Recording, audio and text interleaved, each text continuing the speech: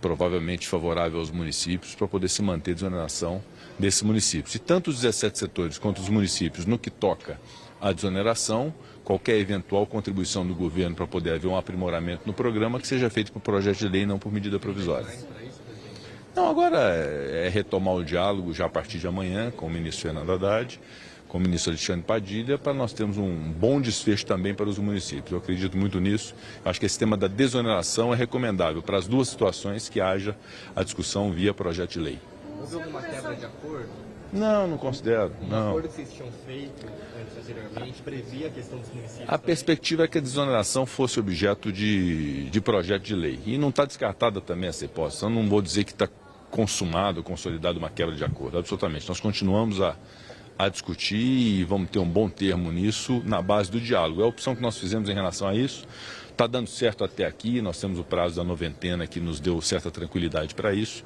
E agora é a gente exaurir essa questão em relação aos municípios. E aí as contribuições da alteração do programa, que seja para o projeto de lei, nós vamos ter toda a colaboração aqui e vai ser muito bem-vinda a discussão. Mas por medida provisória não é possível porque ela já tem efeito imediato e seria inusitado pensar que uma medida provisória possa desconstituir aquilo que o Congresso Nacional fez muito recentemente. Revoga, então, também esse ponto, a mesma A perspectiva é essa, né, de que haja uma simetria, ou seja, aquilo que fez para os 17 setores também faça para os municípios e as sugestões do governo para ambos os programas, seja para 17 setores, seja para os municípios, se dê para o projeto de lei. O senhor conversou com o Jacques Wagner, ele admite que pode ser um projeto de lei? Ele vê como uma possibilidade? Eu acho que todos admitiam, desde sempre, em todas as discussões, se admitia a questão da desoneração como um todo ser veiculada por projeto de lei, não por medida provisória. Eu acho que isso também é a percepção do líder Jacques Wagner. Tá? Essa discussão, na verdade, ela está demandando muito uma auditoria que está sendo feita pelo Ministério da Fazenda, junto com a Receita Federal, para ver o tamanho do impacto do PS, né? Então isso também é algo que tem que ser colocado na mesa junto ao presidente da Câmara, Arthur Lira, junto a nós do Senado, para que a gente tenha um bom encaminhamento nisso. O Ministério da Fazenda argumenta que há já uma superação daquilo que estava previsto em termos de orçamento para o PS. Então é muito bom demonstrar essa realidade para que a gente possa ter uma avaliação política do andamento, né? Presidente, eu ia perguntar sobre os projetos da pauta verde. Tem carbono, tem offshore de eólicas. O senhor vai disfarçar para as comissões? Alguma Sim. previsão? Todos esses projetos que têm mais complexidade, é importante que eles passem pelas comissões. Então, tanto do mercado de carbono, que foi votado no Senado e foi encaminhado à Câmara, agora a Câmara retorna ao Senado. Eu tenho uma reunião prevista de ser feita com a senadora Leila Barros, que foi relatora no Senado e que é presidente da Comissão de Meio Ambiente do Senado, justamente para a gente dar andamento à questão do mercado de crédito de carbono. A das eólicas offshore, ele saiu de um jeito do Senado, na Câmara dos Deputados. A Câmara fez os seus aprimoramentos, fez suas sugestões e acrescentou alguns institutos e também deve haver um andamento, nesse caso, para a Comissão de Infraestrutura, mas é algo que ainda vai precisar ser deliberado. Talvez seja objeto da reunião de líderes de amanhã no Senado esses dois temas, além de outros que interessam a transição energética e a economia verde. E amanhã também, na reunião de líderes, nós vamos dar a palavra ao senador Marcelo Castro, que está incumbido na relatoria do Código Eleitoral, da mini-reforma eleitoral, e deve ser também o relator, isso depende da designação da Comissão de Constituição e Justiça, mas deve também ser o relator da proposta de emenda à Constituição do fim da reeleição. Então todos esses institutos ficarão a cargo dele e ele vai ter a oportunidade amanhã na reunião de líderes de fazer uma exposição sobre esses institutos, o que é o pensamento dele como relator, e para que os líderes possam assimilar e eventualmente a gente conseguir a maioria para aprovar todos esses temas. Vocês viram que a questão da inteligência artificial para as eleições é objeto de discussão e de preocupação pelas instâncias judiciais, também é de nossa parte, então é muito importante a gente evoluir também nesse tema aqui no Congresso. Presidente, sobre a PEC dos militares, há uma previsão de retorno na pauta do plenário nacional? Já foram feitas duas sessões de discussão dessa proposta de emenda à Constituição, de autoria do senador Jacques Wagner. Houve um acordo entre o senador Jacques Wagner e o senador Cajuru, que foi o relator, e o senador Hamilton Mourão, que é contra a proposta de emenda à Constituição, para que haja uma sessão de debates temáticos no plenário do Senado, chamando todos os envolvidos para haver um entendimento em relação a esse tema. Então, agora precisa haver a sessão de debates no plenário do Senado e, na sequência, voltar à pauta para remanescer aí as 3 sessões de discussão e poder eventualmente ser apreciado. Então, está pendente agora da designação dessa sessão de debate, que deve acontecer, se não acontecer agora em março, logo no início de abril, a gente possa fazer.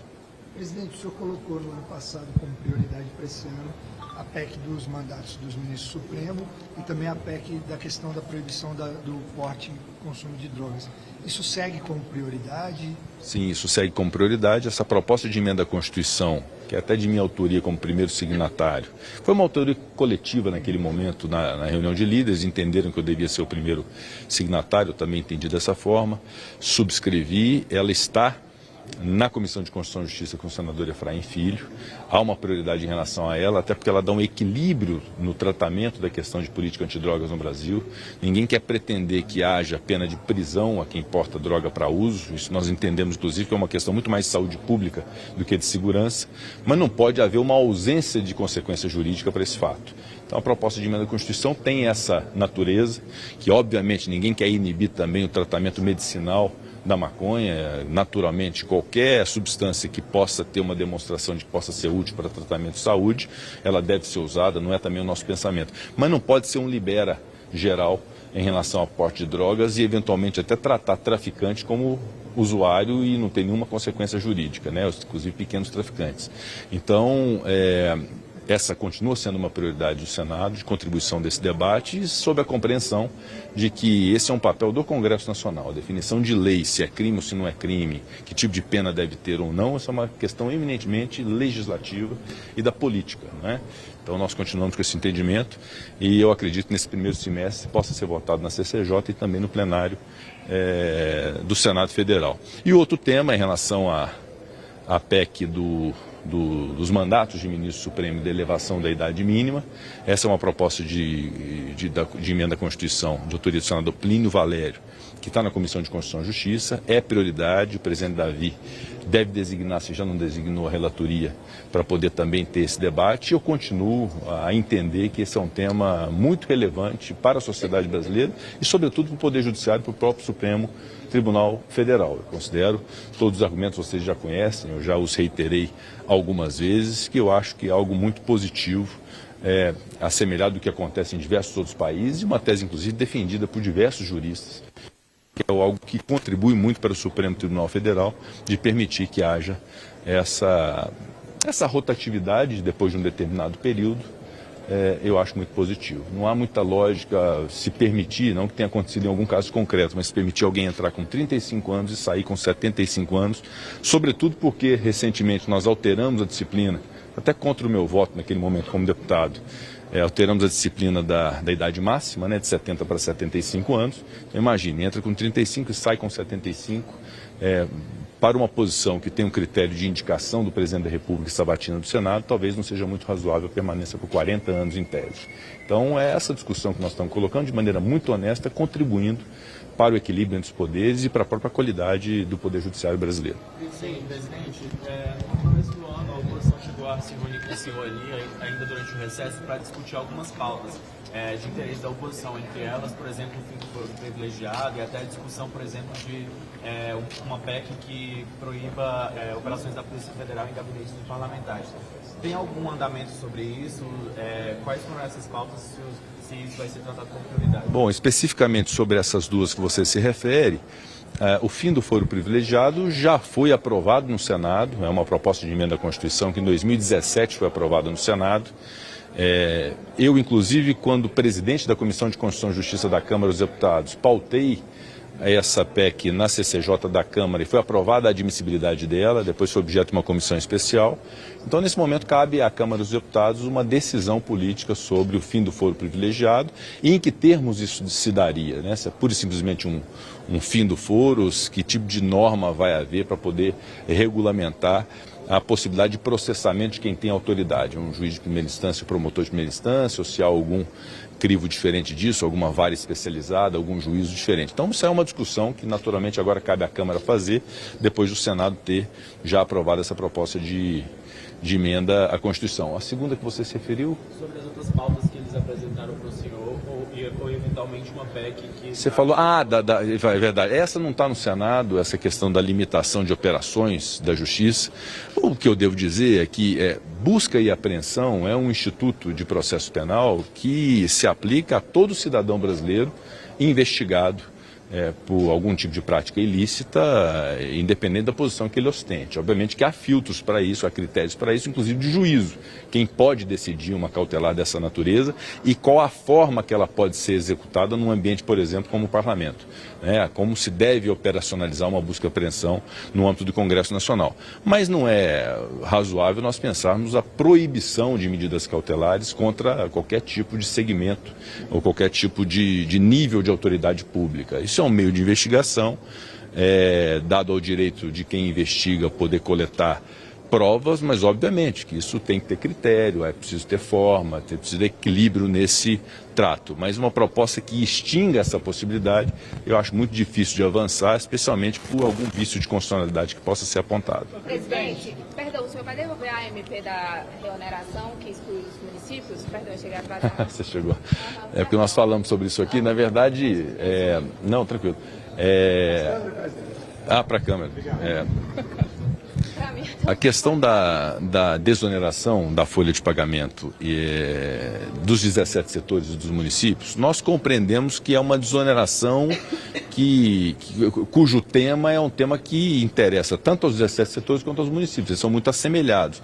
Eu considero que não pode haver um tratamento diferente. Eu acho que veicular por medida provisória uma desoneração e não outra, eu acho que fica desequilibrado. É esse nosso entendimento, de modo que a manutenção da desoneração da folha dos 17 setores já foi concretizada com a ação de hoje do Executivo de revogação disso na medida provisória, e eu acho que o mesmo tratamento se deve dar à desoneração da folha dos municípios. Essa matéria deve ser veiculada por projeto de lei e não por medida provisória. Agora, eu estava dizendo que nós continuamos com o diálogo com o governo federal, com o Ministério da Fazenda, justamente para chegarmos a esse fim, ou seja, uma solução, seja com a revogação também da parte da desoneração dos municípios na medida provisória que veio ontem, que está vendo hoje, seja eventualmente com a consideração da presidência do Congresso Nacional, que por simetria, por equiparação, deva compreender que esse tema não deve ser objeto de medida provisória. Também é uma decisão que pode ser dada pelo Congresso Nacional. Então nós estamos avaliando isso, que eu dizia, nós optamos pelo diálogo. Não houve nenhum tipo de ação abrupta de devolução da MP, por exemplo. Nós estamos dialogando com o Executivo cumpre uma parte importante hoje em relação aos 17 setores e agora falta cumprir em relação aos municípios, porque as duas coisas são muito parecidas, que se a desoneração de folha de pagamento é importante que isso seja veiculado por projeto de lei. Presidente, sobre as operações da PF, o senhor falou que, assim, pelo que eu entendi, é contra a proposta de ditação na Câmara. Mas defende algum aperfeiçoamento ou das regras atuais já são adequadas?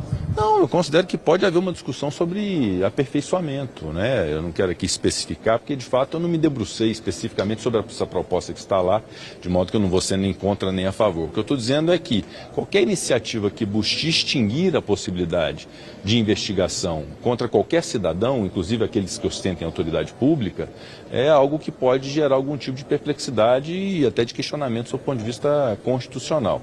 Mas, obviamente, que um aprimoramento na forma da execução de todo e qualquer cautelar contra quem tenha prerrogativa por função, de função, eventualmente pode ser um aprimoramento que pode ser trabalhado no âmbito do Congresso. Mas, efetivamente, eu não queria me comprometer agora com a tese específica de que limites isso vai se dar, porque é muito importante que isso seja feito agora nas comissões de Constituição e Justiça, entre os parlamentares, deputados e senadores. Nós vamos ver se essas propostas comportam adequação constitucional ou não.